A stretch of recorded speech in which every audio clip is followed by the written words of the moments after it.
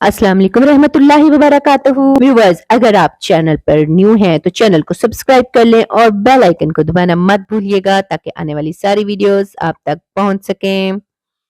Viewers, आज की हमारी वीडियो का टॉपिक है हजरत अबू मुस्लिम खौलानी, जब उनके लिए आग ठंडी हो गई। हजरत ताबईन रहमहुल्लाह अजमईन में से एक ताबई रहमहुल्लाह का वाकया है।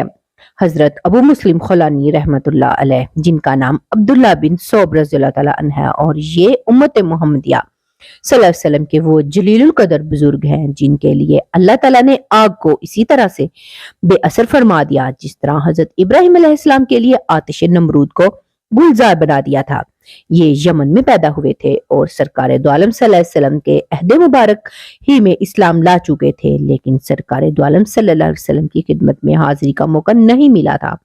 हज़रत सल्लल्लाहु अलैहि वसल्लम की हयात तैयबा के आखिरी दौर में यमन में नबूवत का झूठा दावेदार असवद अंसा पैदा हुआ, जो लोगों को अपनी झूठी नबूवत पर ईमान लाने के लिए मजबूर किया करता था। इसी दौरान इसने हजरत अबू मुस्लिम खौलानी रज़ियल्लाहु ताला अन्हु को पैगाम भेजकर अपने पास बुलाया और अपनी नबूवत पर ईमान लाने की दावत दी।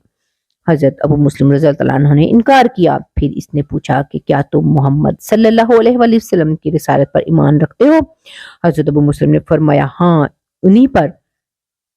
इस पर असवद अंसा ने एक खौफनाक आग दहकाई और हजरत अबू मुस्लिम रज़ियल्लाहु ताला अन्हा को इस आग में डाल दिया, लेकिन अल्लाह ताला ने इनके लिए आग को बेअसर फरमा दिया और वो इससे सही सलामत निकल आए।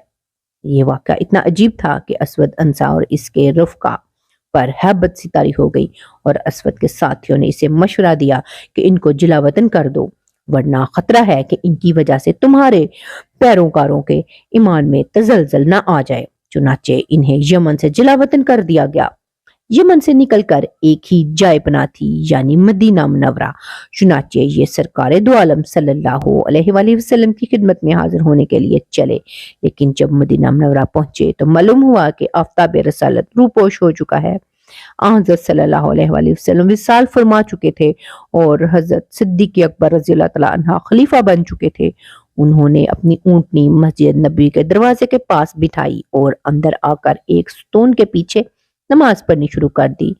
वहां हजरत उमर रज़ियल्लाहु ताला अन्हा मौजूद थे। उन्होंने एक अजनबी मुसाफिर को नमाज पढ़ते देखा तो इनके पास आए और जब वो नमाज से फारिग हो गए तो उनसे पूछा, आप कहाँ से आए हैं?